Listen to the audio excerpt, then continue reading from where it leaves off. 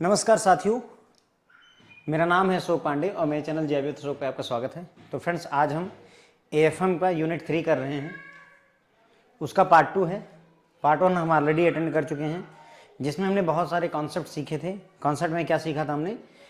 Basically जो हमने theme थी वो ये थी, ये पहचानना कि कोई अकाउंट नॉमिनल है, रियल है या पर्सनल है। ठीक है, बेसिकली हमने ये सीखा था। अब चूंकि आप अकाउंट पहचानने लगे, काफ़ी सारे एग्जांपल्स वहाँ पर किए कि अगर बैड डेट है, अगर कैश है, अगर फर्नीचर है, अगर बैंक है, तो कौन सा किस कैटेगरी में आता है। अब उसी के आगे बढ़ेंगे और आज सीखेंगे डेबिट और क्रेडिट का कॉन्सेप्ट। ठीक है, डेबिट और क्रेडिट का कॉन्सेप्ट सीखेंगे, साथ ही साथ में गोल्डन रूल ऑफ अकाउंटिंग भी हम यहाँ पर सीखेंगे। ओके, तो यही सीखना है। तो कल मैंने आपको बताया ही था कि हमें, चूंकि हम क्या सीखना चाह रहे हैं, हम सीखना चाह रहे हैं फ्रेंड्स जर्नल पोस्टिंग के बारे में, कि जर्नल कैसे बनाई जाती है। जर्नल बनाने से पहले हमें सबसे पहली ज़रूरत है हम अकाउंट को पहचानना सीखें। अकाउंट पहचानने लगे तो दूसरा काम सीखे कि किस अकाउंट में डेबिट और किस अकाउंट में क्रेडिट होता है, वो सीख गए। अब जर्नल की बात तब कर सकते हैं। तो पहला पार्ट हम कर चुके हैं, अकाउंट को पहचानने वाला।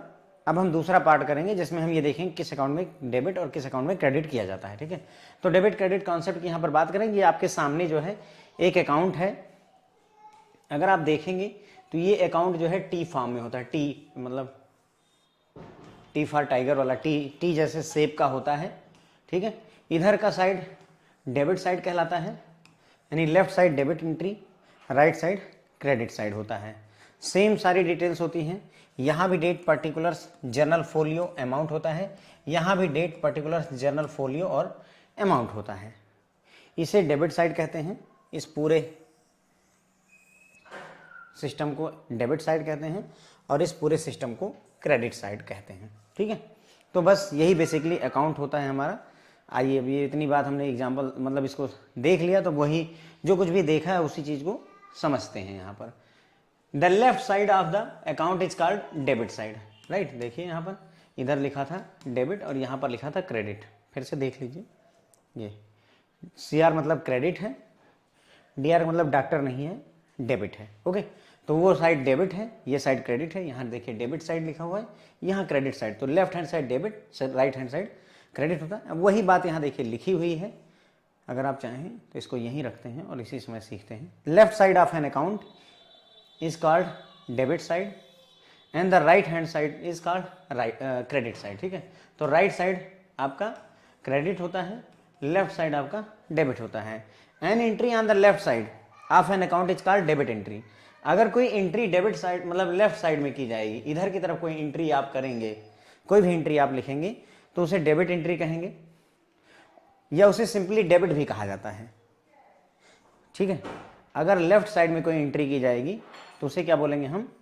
डेबिट एंट्री, डेबिट एंट्री कहेंगे, या सिंपली जो है डेबिट भी कह देते हैं। क्या बोल देते हैं? डेबिट बोल देते हैं। राइट साइड में अगर कोई एंट्री करेंगे तो उसे क्रेडिट एंट्री बोल देते हैं।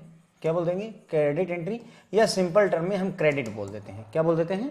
क्रेडिट ही बोल देते हैं, तो भी काम चल जाता है। ओके, तो ठीक है यहाँ तक। उसके बाद में the act of recording an entry on the left side. अगर कोई एंट्री आप लेफ्ट साइड में रिकॉर्ड कर रहे हैं तो ये कहा जाएगा कि आप अकाउंट को डेबिट कर रहे हैं, डेबिटिंग द अकाउंट। हम ये भी कह सकते हैं डेबिटिंग अकाउंट, या हम बोल सकते हैं कि अकाउंट को डेबिट किया जा रहा है। ओके, तो अगर लेफ्ट साइड में कोई एंट्री रिकॉर्ड की जा रही है तो उसे डेबिटिंग द अकाउंट कहते हैं। अगर कोई एंट्री राइट साइड में की जा रही है तो उसे क्रेडिटिंग द अकाउंट कहेंगे। ठीक है, तो अगर कोई एंट्री इधर साइड में होगी तो डेबिट, इधर साइड में क्रेडिट। तो अगर इधर एंट्री रिकॉर्ड करोगे तो हम ये कहेंगे कि अकाउंट को डेबिट किया जा रहा है, और इधर कोई एंट्री रिकॉर्ड करोगे तो हम कहेंगे अकाउंट को क्रेडिट किया जा रहा है। मतलब नई बात नहीं है, उधर सब डेबिट है लेफ्ट में और राइट में सारा क्रेडिट है, बस इतनी सी बात है। Difference between the total debit and total credit is account balance. देखिए यहाँ पर ये मान लो सारा ट्रांजेक्शन होने के बाद में इधर 200 है, इधर 100 है, तो 200 माइनस 100 ये जो डिफरेंस है इसे ही हम अकाउंट बैलेंस कहते हैं। अब अकाउंट बैलेंस डेबिट में भी हो सकता है, क्रेडिट में भी हो सकता है, वो हम डिस्कस करेंगे डिटेल में। फिलहाल के समझते चलते हैं। डबल एंट्री सिस्टम जो होता है means the recording of both the aspect. किसी भी ट्रांजेक्शन के दोनों एस्पेक्ट को रिकॉर्ड करना ही डबल एंट्री सिस्टम कहलाता है। That is receiving the value या रिसीविंग ऑफ वैल्यू और giving of value of each transaction. Her transaction में कोई ना कोई चीज़ रिसीव हो रही होगी, कोई ना कोई दी जा रही होगी, मतलब लेन देन है ना, कुछ दिया जा रहा होगा, कुछ लिया जा रहा होगा। मैं आपको 500 रुपये दूंगा, बदले में आप मुझे जो है एक बुक देंगे, तो बुक ली गई, रुपए दिए गए। तो वही बोल रहा है कि मतलब जितनी भी ट्रांजेक्शन्स होती हैं उनमें रिसीविंग ऑफ वैल्यू भी होती है और गिविंग ऑफ वैल्यूज भी होती है, दोनों को हम नोट करके रखते हैं।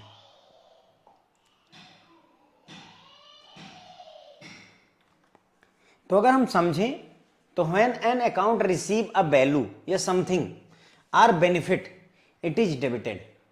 बहुत सही लाइन है ये, अपने आप में ध्यान देने वाली लाइन है। जब भी किसी अकाउंट को कुछ रिसीव होगा, कोई फायदा मिलेगा, कोई चीज मिलेगी, तो उसे फ्रेंड्स हम डेबिट करते हैं, डेबिट किया जाता है। ओके। और जब कोई अकाउंट कोई चीज देता है, किसी को कोई बेनिफिट देता है, कोई चीज देता है, तो उसे क्रेडिट किया जाता है। यही है बेसिक अकाउंटिंग में डेबिट और क्रेडिट का कॉन्सेप्ट। क्या समझ में आया? थोड़ा बहुत समझ में आया होगा। जब भी कोई अकाउंट कोई बेनिफिट या कोई चीज रिसीव करेगा तो उसे डेबिट किया जाता है। ठीक है, उसे क्या किया जाता है? डेबिट। तो जैसे मान लो शादी में, आपकी शादी हुई और आपको दहेज में बहुत सारा सामान मिला, तो बहुत सारा सामान मिला तो ऑब्वियसली आपको बेनिफिट हुआ, आपको फायदा हुआ। तो जिसको भाई सामान मिला है दहेज का, उसका अकाउंट डेबिट करेंगे। ठीक है। और जिसके पास से जा रहा है, जब कोई वैल्यू देता है, बेनिफिट देता है किसी और को, ठीक है, तो उसके खाते को क्रेडिट करते हैं। यही अकाउंटिंग का रूल है, यही अकाउंटिंग का रूल है। यानी अगर मेरे पास से 500 रुपए जाएंगे, मेरे पास से 500 रुपए जाएंगे, मैं 500 रुपए दूंगा, थोड़ा ज़्यादा देंगे, समय समझेंगे, अच्छे से गहराई से उतरेंगे, क्योंकि इसी पर ही पूरा अकाउंटिंग, ये 2 लाइनों में ही पूरी आपकी अकाउंटिंग खत्म होती है कहीं ना कहीं। ये 2 लाइनें ही इतनी इंपॉर्टेंट हैं। तो so we will give the time. 500 रुपये मेरी जेब से गए, मेरी जेब से चले गए, इसका मतलब मैंने कुछ दिया, और मैं अगर कुछ दूंगा, बेनिफिट दूंगा या कोई सामान दूंगा या कोई वैल्यू दूंगा, तो वो क्रेडिट किया जाएगा। ठीक है, समझ में आई बात? तो अगर थोड़ा इसको और दूसरे तरीके से समझना चाहें, तो जैसे वो नहीं, हेरा फेरी में, बाबू भैया पैसा ही पैसा होगा, पैसा ही पैसा होगा, प्रॉफिट ही प्रॉफिट होगा। तो भाई अगर पैसा ही पैसा होगा, लाभ ही लाभ होगा, फायदा ही फायदा होगा, तो डेबिट मार दीजिएगा। ठीक है। अब यहां एक और चीज आपके दिमाग में कुल बुलाएगी, पक्की बात है, दिमाग में आ चुका होगा। सर, जब आपके खाते में पैसे आते हैं, जब आपके खाते में सैलरी आती है, तो आपका खाता क्रेडिट होता है। देखिए, जो मैं यहां पढ़ा रहा हूं उसका जस्ट उल्टा हो रहा है। जब आपके खाते में 60,000 रुपये में मान लेता हूं सैलरी आई, तो आपका खाता क्रेडिट होता है।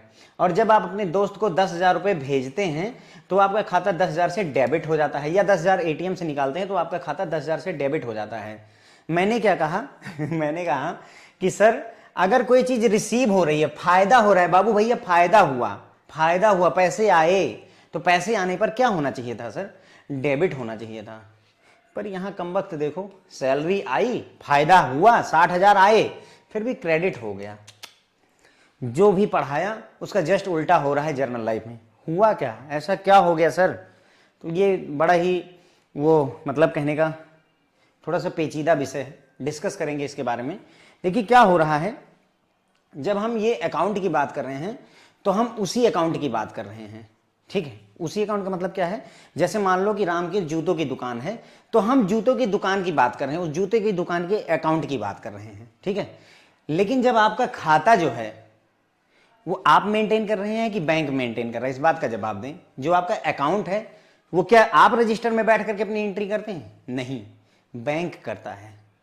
इसीलिए आपकी जगह पर आपका काम कोई और कर रहा है, उसके लिए दूसरी चीज है, तुम्हारे लिए दूसरी चीज है। मैं यही समझाना चाह रहा हूं। मेरा एस्पेक्ट अलग है, उसका एस्पेक्ट अलग है। इसीलिए क्योंकि आपका खाता आप मेंटेन करोगे, यदि मैं अपना खाता मेंटेन करूं, मेरी बात समझना बड़े ध्यान से, अगर मैं अपना अकाउंट मेंटेन करूं और मुझे जो है 60,000 रुपए सैलरी मिलेगी, तो मुझे बेनिफिट मिला है, मैं अपना खाता डेबिट करूंगा। सर ध्यान दें मेरी बात को।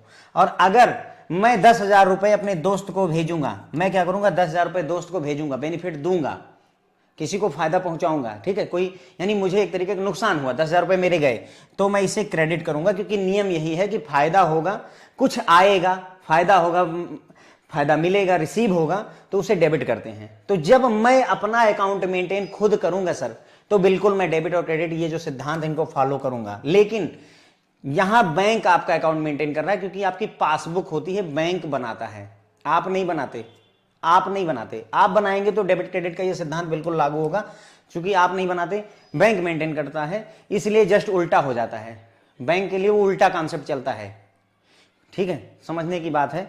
जैसे 60,000 रुपये अगर आपकी सैलरी आई तो वो खाता क्रेडिट में चला गया। क्रेडिट क्या है? एक तरीके का बोझ होता है, ध्यान देना इस बात को, ठीक है, बैंक के ऊपर एक लोड है।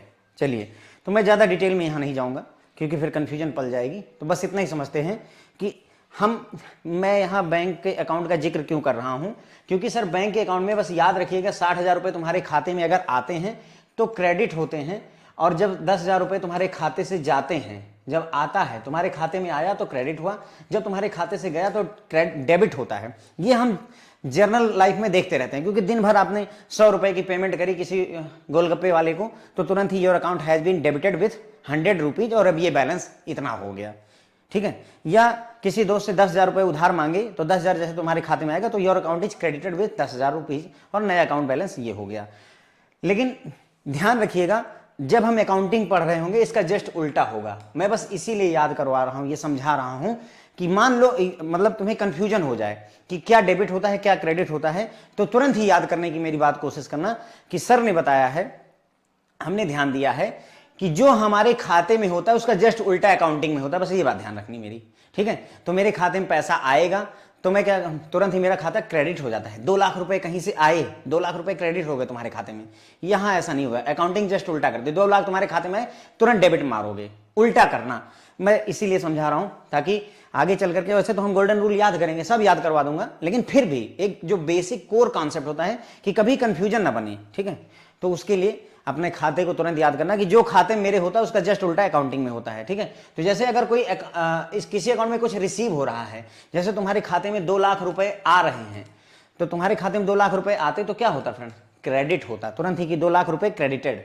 लेकिन यहां नहीं होगा सर, यहां क्या होगा, 2 लाख रुपए रिसीव हो तो डेबिट हो जाएगा, क्योंकि अकाउंटिंग जस्ट उल्टी चल रही है। कारण मैंने आपको समझा दिया है कि आपका अकाउंट आप खुद नहीं मेंटेन कर रहे, बैंक मेंटेन कर रहा है, इसलिए उल्टा चल रहा है, ठीक है। इसी तरीके से अगर आपके खाते से कुछ जाता है, यू गिव समथिंग, आपके खाते से कुछ चला गया, तो भाई मैं अपने दोस्त को 10,000 रुपये अगर अपने खाते से निकाल करके मैं ATM पर गया, 10,000 रुपये विड्रॉ कर लिए, तो मेरा खाता 10,000 रुपये से डेबिट हो जाता है। लेकिन यहाँ नहीं होगा सर, यहाँ क्रेडिट होगा, जस्ट उल्टा चलता है अकाउंटिंग में, ठीक है। तो थोड़ा सा कंफ्यूजन ना पालते हुए हम चीज़ों को याद रख पाएंगे, इसके लिए मैंने इतना सारा कुछ आपको बता दिया, ठीक है।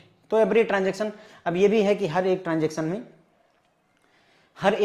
में कम से कम 2 खाते प्रभावित होते हैं, हर एक ट्रांजेक्शन में कम से कम 2 प्रभावित होते हैं, इसका मतलब 2 से ज़्यादा भी हो सकते हैं, ये बात भी हमें क्लियर हो जाती है। लेकिन कम से कम 2 खाते जरूर से जरूर प्रभावित होंगे, जिसमें से एक क्रेडिट होगा एक डेबिट होगा। अगर 2 खाते हैं, अगर 3 होंगे तो हो सकता है कि एक क्रेडिट हो 2 डेबिट हो जाए, या 2 क्रेडिट हो और एक डेबिट हो जाए, इट इज पॉसिबल, ओके, कोई भी पॉसिबिलिटी बन सकती है। लेकिन हम ये समझेंगे कि कम से कम एक डेबिट और कम से कम एक क्रेडिट होता है।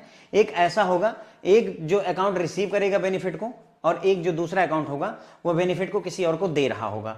जो बेनिफिट को रिसीव कर रहा होगा, खाते में पैसा आ रहा होगा, खाते में पैसा आता है तो हमारे खाते में क्रेडिट होता है, लेकिन यहाँ डेबिट करेंगे बस ऐसे याद कर लिया ना।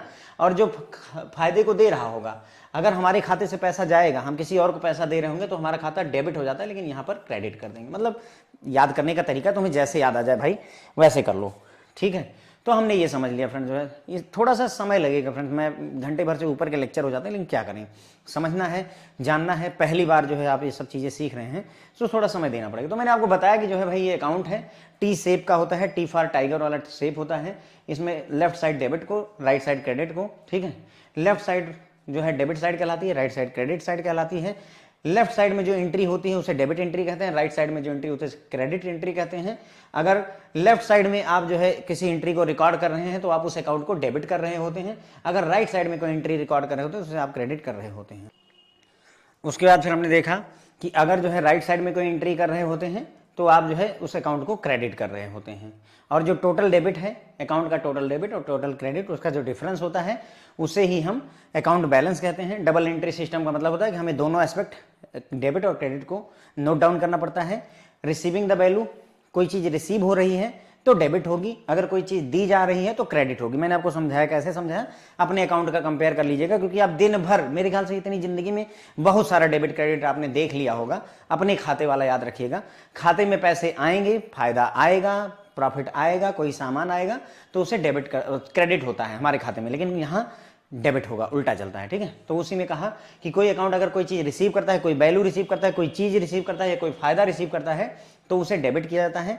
अगर कोई चीज़ दिया जाता है, चला जाता है, हटता है, हमसे दूर जाता है, कोई बेनिफिट, कोई चीज़, कोई वैल्यू, तो उस खाते को क्रेडिट किया जाता है। ये भी मैंने समझा दिया। हर एक ट्रांजेक्शन कम से कम 2 अकाउंट को प्रभावित करती है, एक डेबिट साइड और एक क्रेडिट साइड को प्रभावित करती है। 2 अकाउंट कम से कम प्रभावित होंगे। ठीक है, अगर बेनिफिट रिसीव हो रहा है तो उसे बेनिफिट रिसीव हो रहा है उसे डेबिट करते हैं, और बेनिफिट अगर दिया जा रहा है, हमारे से दूर जा रहा है, तो उसे हम क्या करते हैं, क्रेडिट करते हैं। ठीक है, क्लियर हो गई मेरी बात? देखो, इसीलिए कंफ्यूजन पलेगी, ये बात तय है। इसीलिए मैंने आपको एग्जाम्पल दिया हुआ है कि अपने खाते को याद करना। अपने खाते में जब भी कोई दोस्त आपका 2 लाख रुपए आपके खाते में डालता है तो आपको मैसेज आता है कि your account has been credited with 2 lakh. Credit कहाँ, अकाउंट में ऐसा नहीं होगा, पैसा आया तो डेबिट होगा, बस अकाउंट उल्टा चलता है। बस ये बात मैंने आपको ध्यान दिलवा दी। ठीक है, हम चाहते क्या हैं, मेरा सवाल ये है कि सर हम पढ़ क्यों रहे हैं, इतना ज़्यादा मगजमारी हो क्यों रही है, तो उसका जवाब देख लीजिए। सर आपको ऐसा डेटा दिया होगा, ये you will be given the data like this. आपको बोला जाएगा कि एक बिजनेसमैन है भाई, उसने 1 जनवरी को कुछ गुड्स परचेज किए अशोक से 5000 के, 6 जनवरी को उसने जो है गुड्स सोल्ड किए 4000 के माधव को, 8 जनवरी को उसने पिंटू से गुड्स की इनवाइस रिसीव की, 9 जनवरी को उसने परचेज किए गुड्स 8000 रुपए के। अगर ऐसा दिया होगा तो अल्टीमेट गोल हमारा है कि ऐसा डेटा दिया होगा और आपको ऐसे जर्नल बनाना है। आपको जो टारगेट दिया जाएगा फ्रेंड्स वो ये होगा, ये जर्नल ऐसे बनाना है। अब समझिए बात को, पूरे इस चैप्टर का कहीं ना कहीं उद्देश्य जर्नल में हमारा यही है, you will be given this, हमें ये दिया होगा और हमको बदले में ये बनाना है। अब सवाल आपके दिमाग में होगा, जैसे परचेज गुड्स फ्रॉम अशोका, तो यहां purchase account, Ashoka account, purchase account क्यों डेबिट हुआ, अशोका अकाउंट क्यों क्रेडिट हुआ, 5152 क्या है, being purchase of goods on credit क्या है, क्यों है, क्यों यहां पर माधव का अकाउंट डेबिट हुआ। देखिए जैसे sold goods to Madhav, sir Madhav का अकाउंट ही क्यों डेबिट हुआ, क्यों नहीं जो है माधव का अकाउंट क्रेडिट कर दिया गया। यहां देखिए पिंटू का अकाउंट डेबिट हो रहा है, सॉरी परचेज अकाउंट डेबिट हो रहा है, पिंटू का अकाउंट क्रेडिट होगा, एक डेबिट होगा दूसरा क्रेडिट होगा। सर सवाल यह है कि पिंटू का अकाउंट ही क्यों डेबिट हुआ, बराबर बात है।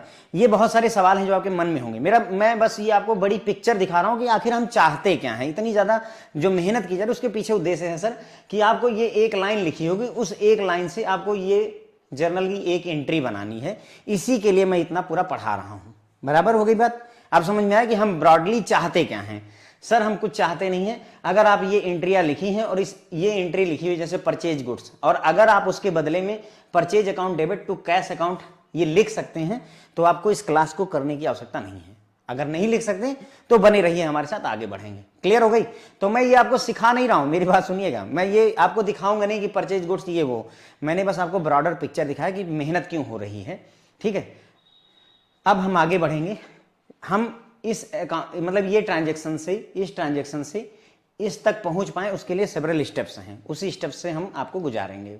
ठीक है, तो मैं अभी आपको जर्नल एंट्री नहीं सिखा रहा हूं, मैंने आपको जर्नल दिखा जरूर दिया कि हाँ भाई जर्नल होता कैसे। देखो जर्नल ऐसा होता है, डेट होगा, पर्टिकुलर्स होंगे, यहाँ लेजर फोलियो होता है, यहाँ डेबिट और यहाँ क्रेडिट। ठीक है, यहाँ पर डेट्स पड़ी हुई होती हैं, क्रोनोलॉजिकल ऑर्डर में होता है, जैसे 1 जनवरी, 6 जनवरी, 8 जनवरी, 9 जनवरी हो गया। उसके बाद में एक अकाउंट को डेबिट किया जाता है, जिसको डेबिट करते हैं उसको ऊपर रखते हैं और 2 लगा करके दूसरा अकाउंट जो क्रेडिट होगा उसको नीचे रखते हैं। देखो यहाँ पर इसे डेबिट कर रहे हैं, DR लगा दिया, और 2 लिख करके जिसको क्रेडिट करते हैं उसको 2 लगा करके। अगर एक डेबिट होगा तो पक्का दूसरा क्रेडिट होगा, जितने अमाउंट से एक डेबिट होगा उतनी ही अमाउंट से दूसरा क्रेडिट होता है, ये भी बात है।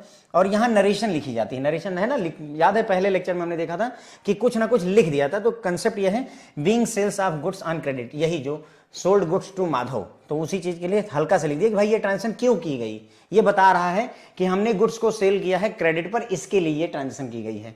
ये वाली ट्रांजेक्शन क्यों की गई, क्योंकि कैश परचेज मेड है ना, बीइंग कैश परचेज मेड, मतलब हमने कैश में परचेजिंग करी हुई है, इसलिए ये ट्रांजेक्शन हमें करनी पड़ी। तो जो ऊपर होता है उसे डेबिट डीआर लिख देते हैं और नीचे टू लगा करके जो अकाउंट क्रेडिट हो रहा होता है उसको लिख देते हैं। ये इसका फंडा, जितने अमाउंट से हम डेबिट करते हैं उतने ही अमाउंट से हम क्रेडिट करते हैं।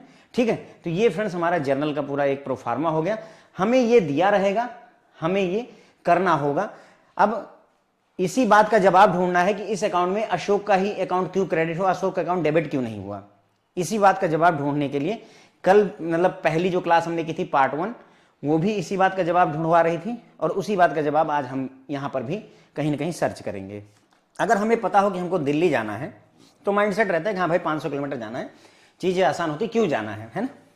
वही मैंने किया, मैंने आपको बता दिया। हम जनरल ये मैं पूरा पढ़ा दूंगा, फिर हम उस पर डिस्कस करेंगे, मैं बनवाऊंगा एंट्री। अभी बस आपको ब्रॉडर पिक्चर दिखा दी सर कि करना क्या है। तो पहला टास्क है हमारे पास, सबसे पहला काम क्या करना होता है, आइडेंटिफाई करिए कि कौन से दो अकाउंट जो है प्रभावित हो रहे हैं। किसी भी ट्रांजैक्शन में आपको प्रभावित दो अकाउंटों को पता करना होता है। आपका मेजर उद्देश्य होगा कि आपको सबसे पहले पहचानना होगा कि हमारे कौन से ऐसे दो अकाउंट हैं जो इस ट्रांजैक्शन से प्रभावित हो रहे हैं। जैसे पहला, कई सारे हम एग्जाम्पल देखेंगे। Dinesh started business introducing capital of 1.5 lakh, यानी 1.5 लाख रुपए इन कैश। दिनेश ने बिजनेस को शुरू किया है, 1.5 लाख रुपए की पूंजी लगाई है नकदी में, यानी कि दिनेश ने 1.5 लाख रुपए कैश अरेंज किया कहीं से और उसको पूंजी के तौर पर यानी कैपिटल के तौर पर लगा दिया। ठीक है, और बिजनेस स्टार्ट हो गया। सवाल यह है सर कि कौन से दो अकाउंट इसमें प्रभावित हो रहे हैं। देखो दिमाग में आ रहा होगा सर, एक तो दिनेश लग रहा है चीज, है ना, दूसरा सर कैपिटल लग रहा है और तीसरा कैश लग रहा है। तीनों चीजें मुझे भी लग रहा है कि हाँ हो सकता है दिनेश का अकाउंट प्रभावित हो, कैपिटल अकाउंट प्रभावित हो, कैश अकाउंट प्रभावित हो। यस, कैश अकाउंट भी होता है, मैंने कल आपको बताया था, कैश अकाउंट का कॉन्सेप्ट समझाया था। कैश अकाउंट कैसा अकाउंट होता है, रियल अकाउंट होता है, क्योंकि ये हमारा एसेट होता है। तो 3 अकाउंट आ गए सर। अब सवाल ये है यही पहचानना कि क्या वाकई दिनेश का अकाउंट प्रभावित होगा कि नहीं प्रभावित होगा, क्या कैपिटल अकाउंट प्रभावित होगा या नहीं होगा, क्या कैश अकाउंट प्रभावित होगा या नहीं होगा। इसी चीज का जवाब हमें यहां पर ढूंढना है। तो ध्यान दीजिए, दिनेश क्या लेकर आया सर, नगदी लेकर आया है, कैश। तो हमारे पास कैश आ गया, सही बात है सर, 1.5 लाख रुपए कैश आ गया। और उस कैश की वजह से बिजनेस पर क्या प्रभाव पड़ा, हमारा एक पूंजी बन गई सर, हमारा एक कैपिटल बन गया, पूंजी बन गई।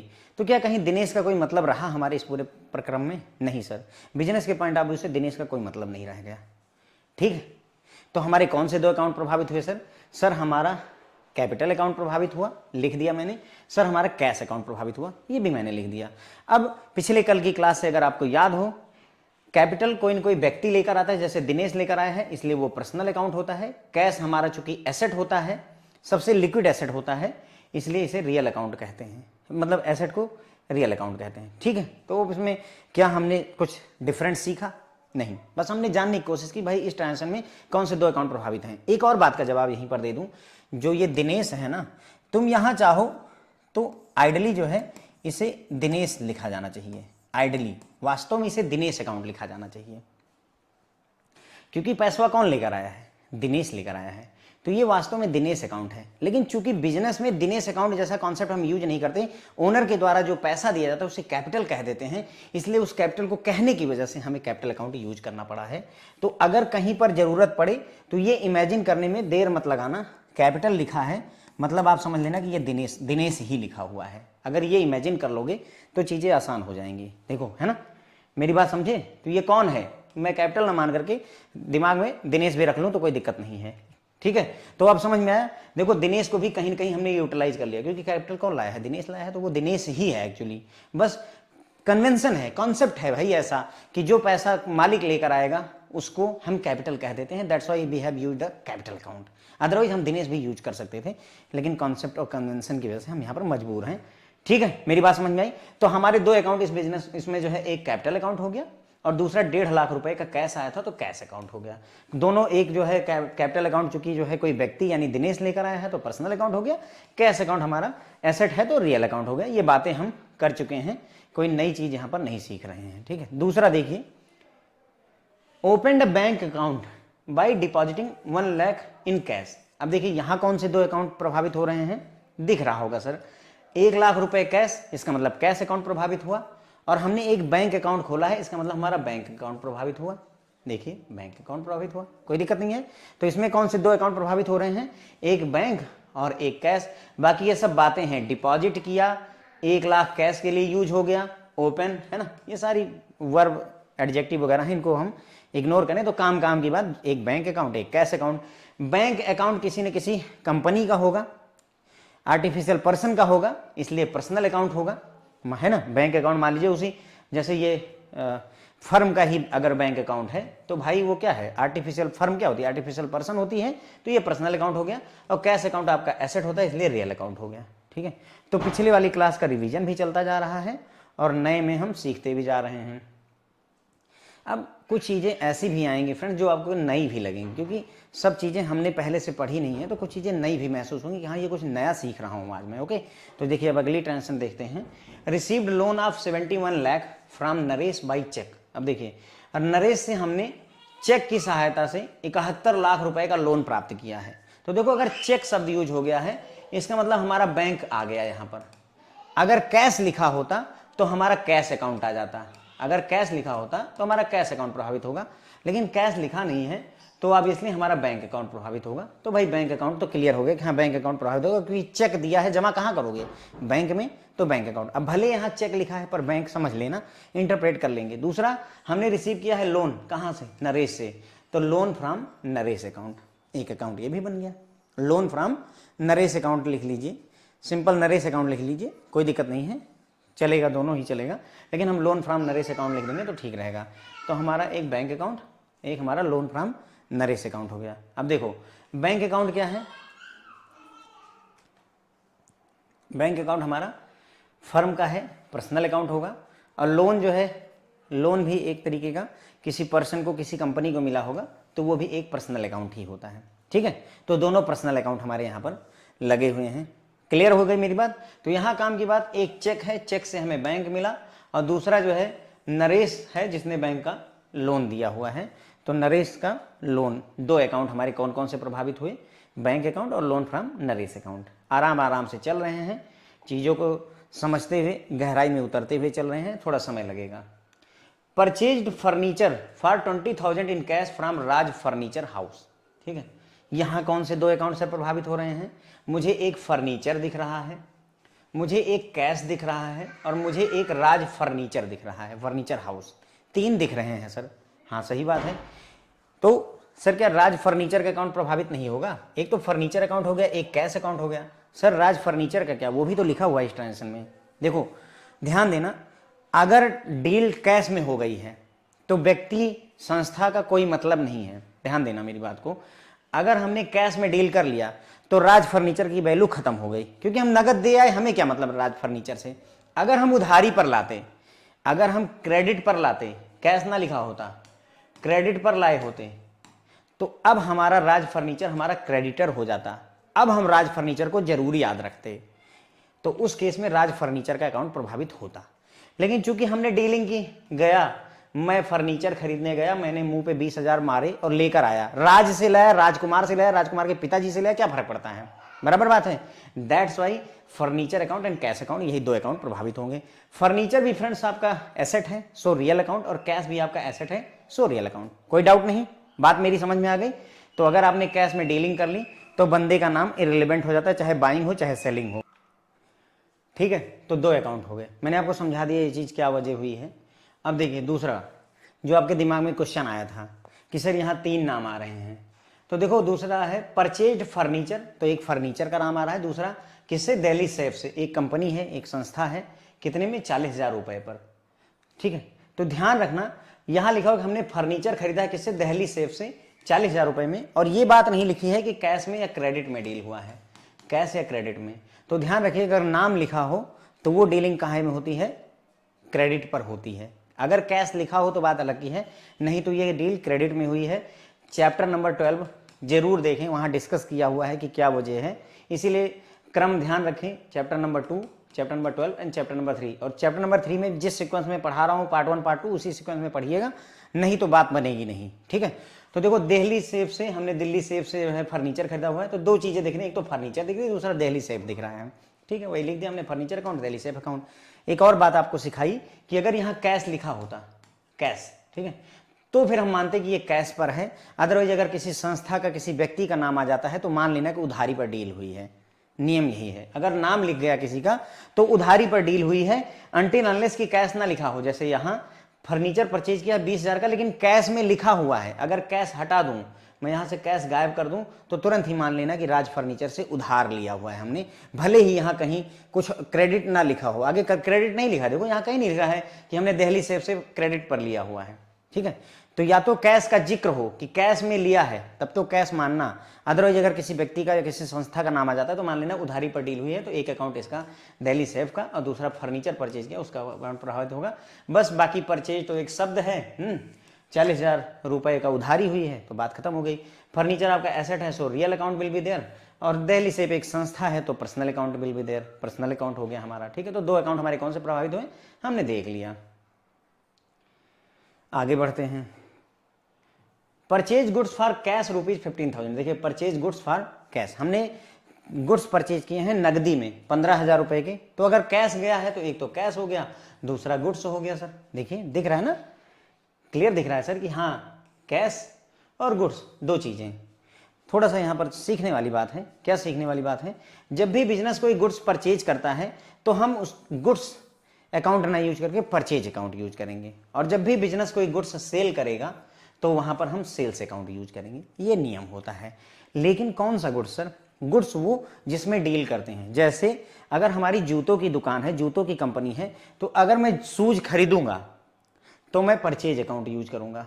शूज में बाई करूंगा तो परचेज अकाउंट यूज करूंगा अगर मेरी कंपनी है, और अगर मैं शूज सेल करूंगा तो मैं सेल्स अकाउंट यूज करूंगा। मैं गुड्स अकाउंट नहीं यूज करता। We don't use goods account कि गुड्स बाई, ताकि कंफ्यूजन ना बने। हम परचेज अकाउंट यूज करेंगे तो पता चल गया कि हाँ जिस सामान में हम डील करते हैं, हम जूतों में डील करते हैं तो हमने जूते खरीदे हुए हैं।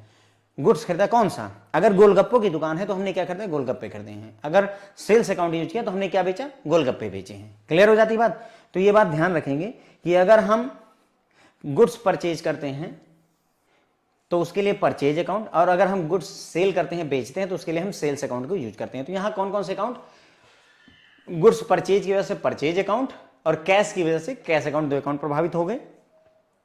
कैश हमारा एसेट्स है, रियल अकाउंट हो गया, और परचेज करने में हमारा कुछ पैसा लगा होगा। देखो 15,000 रुपए लग गए, तो 15,000 मेरी जेब से चला गया, ये खर्चा हो गया। और all the expenses and losses, है ना, जितने भी एक्सपेंस, लॉस, प्रॉफिट, गेन होते हैं वो आपके नॉमिनल अकाउंट में आते हैं, इसलिए ये नॉमिनल अकाउंट हो गया। तो परचेज अकाउंट नॉमिनल अकाउंट हो गया और कैश अकाउंट रियल अकाउंट हो गया। एक यहीं पर और बात सीख लेते हैं। मैंने कहा कि कोई भी सामान अगर हम खरीदते हैं तो परचेज अकाउंट, और कोई भी सामान बेचते हैं तो सेल्स अकाउंट लेंगे। लेकिन मान लो कि फर्नीचर खरीद लिया, मान लो लैपटॉप खरीद लिया, मान लो कोई मशीनरी खरीद ली, तो क्या सर उसे भी परचेज अकाउंट कह देंगे? नहीं। वो मैंने बताया ये बात कि अगर आप जूतों की दुकान है आपकी, तो जूते की खरीद और बेच के लिए परचेज और सेल्स अकाउंट लगेगा। गोलगप्पों की दुकान है तो आपके गोलगप्पे खरीदने और बेचने के लिए परचेज और सेल्स अकाउंट लगेगा। लेकिन उसके अलावा कुछ खरीद लिया सर, अगर उसके अलावा कुछ खरीद लिया और वो एसेट है, तो उसके लिए वही नाम यूज करना जिस चीज को खरीदा है। जैसे प्लांट अगर खरीदा है तो प्लांट अकाउंट, अगर फर्नीचर खरीदा है तो फर्नीचर अकाउंट, अगर लैपटॉप खरीदा है तो लैपटॉप अकाउंट, मशीनरी खरीदी है तो मशीनरी अकाउंट को हम यूज करते हैं। ठीक है, यानी कि अगर हम लैपटॉप खरीद रहे हैं तो हम वहां परचेज अकाउंट नहीं यूज करेंगे, हम वहां पर कौन सा यूज करेंगे? अकाउंट, लैपटॉप का अकाउंट यूज करेंगे। अगर हम मान लो जो है फर्नीचर खरीद रहे हैं तो वहां पर हम क्या यूज करेंगे? फर्नीचर अकाउंट यूज करेंगे। अभी हमने ऊपर एग्जाम्पल भी देखा था। बात मेरी समझे? तो जिस चीज में डील होता है उसको खरीदेगा तो परचेज अकाउंट, जिस चीज में डील होता है उसको बेचेगा तो सेल्स अकाउंट यूज कर लेना। उसके अलावा कोई चीज खरीदी तो आराम से उसी चीज को, जैसे प्लांट खरीदा तो प्लांट अकाउंट यूज कर लो, फर्नीचर खरीदा तो साहब फर्नीचर अकाउंट यूज कर लिया, लैपटॉप खरीदा तो लैपटॉप अकाउंट, मशीनरी खरीदी तो मशीनरी अकाउंट, कंप्यूटर खरीदा तो कंप्यूटर अकाउंट, एसी खरीदा तो एसी अकाउंट, फ्रिज खरीदा तो फ्रिज अकाउंट बना लीजिए, कोई दिक्कत नहीं होती है। क्लियर हो जाती बात? दूसरा देखिए परचेज गुड्स। अब देखिए परचेज गुड्स फ्रॉम महेश, नाम आ गया, तुरंत ही कान खड़े होने चाहिए आपके कि हाँ परचेज गुड्स फॉर कैश, यहां कैश लिखा है तो कोई दिक्कत नहीं, नकदी में डील कर लेंगे। यहां क्या कह रहा है? महेश से गुड्स हमने परचेज किया हुआ है, परचेज गुड्स फ्रॉम महेश 2,30,000 रुपए के। कहीं लिखा नहीं है कि कैश में है कि क्रेडिट में है, तो अगर कैश ना लिखा हो तो कहाँ चला गया, नाम आते ही ये समझ लेना उधारी में डील हो गई है, उधारी में डील हो गई है। ऐसे में महेश इंपॉर्टेंट व्यक्ति हो जाएगा और परचेज गुड्स के लिए परचेज अकाउंट तो परचेज अकाउंट और महेश के लिए महेश अकाउंट, सिंपल। तो खरीदारी खर्चा होता है सो नॉमिनल अकाउंट, महेश व्यक्ति है सो पर्सनल अकाउंट, कोई दिक्कत नहीं है। कौन से दो अकाउंट, मैं अभी आपको यहाँ पर कौन सा डेबिट होगा कौन सा क्रेडिट होगा ये नहीं सिखा रहा हूँ, मैं बस आपको ये पहचानवा रहा हूँ सर कि अगर कोई ट्रांजेक्शन आप देखो तो कौन से दो अकाउंट इन्वॉल्व है उसको पहचानो। सबसे बेसिक रिक्वायरमेंट यही होगी कि भाई दो अकाउंट कौन से इन्वॉल्व है। ठीक है सर, यहाँ पर कैश क्यों नहीं यूज किया, सर महेश को क्यों ले आए, कैश यूज कर लेते, कैसे कर ले सर, यहाँ लिखा नहीं है ना purchase goods from Mahesh of in cash, अगर मान लो इसी में हम इन कैश लिख दें, यस, अब महेश का मतलब नहीं रह गया, मैं महेश से लूं, दिनेश से लूं, आकेश से लूं, मुझे याद रखने की जरूरत नहीं किससे लिया है, क्यों, क्योंकि नगद दे आया हूं यार, महेश क्या करेगा मेरे घर आएगा थोड़ी। लेकिन अगर मैं कैश में नहीं लाया हूं तो वाकई महेश मेरे घर आ सकता है, महेश वो आके कहेगा कि दे दो हमारा पैसा, राकेश नहीं आएगा, महेश जी आएंगे और कहेंगे कि हमारा पैसा दे दीजिए, बात समझे मेरी। इसलिए महेश को ध्यान रखना आवश्यक है। यहां अगर कैश में दे आए तो सर, अरे कैश में दे आए, मोबाइल गए खरीदने, कैश मुंह पे 1 लाख रुपए फेंका, आईफोन कौन सी दुकान से लाए, मुद्दा ही नहीं है। लेकिन अगर आईफोन जो है अपने दोस्त की दुकान से जाकर के उधारी पे ले आए हो, याद रखो किसकी दुकान से लेकर आए हो, क्योंकि वो आएगा तुम्हारे घर, तुमने अपने पैसे से खरीदा तो ठीक है, नहीं तुम्हारे पापा को बता के जाएगा आईफोन लेकर आए हैं उधार पे, किडनी बेचने के चक्कर में है। ठीक है, तो काइंड ऑफ दैट, तो ऐसे याद रखिएगा। ठीक है, तो महेश से, ठीक है, यहाँ महेश चूंकि कैश और क्रेडिट कहीं लिखा नहीं है, व्यक्ति का नाम आ गया है तो क्रेडिट ही हो जाएगा। अगर व्यक्ति का नाम है और कैश नहीं लिखा है तो पक्का क्रेडिट है। ठीक है, तो हमने ये देखा, मतलब बेसिकली ये होता है कि कैश होगा तो कैश लिखा ही जाता है, if there is a cash it should be written.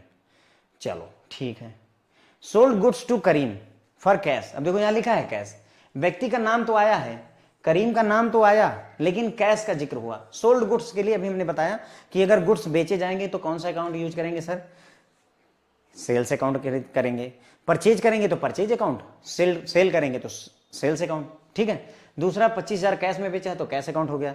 Sir करीम चाचा का क्या करीम चाचा को नहीं वैल्यू देंगे, नहीं देंगे सर, क्योंकि हमने करीम चाचा से 25,000 रुपए लिए, उनको सामान दे दिया, अब करीम चाचा ले गए हैं कि रहीम चाचा ले गए, क्या फर्क पड़ता है हमें, हम नहीं याद रखेंगे इनको, नहीं, हमारे लिए कोई मायने नहीं रखते। क्यों, क्योंकि ये नकदी में डील हो चुकी है।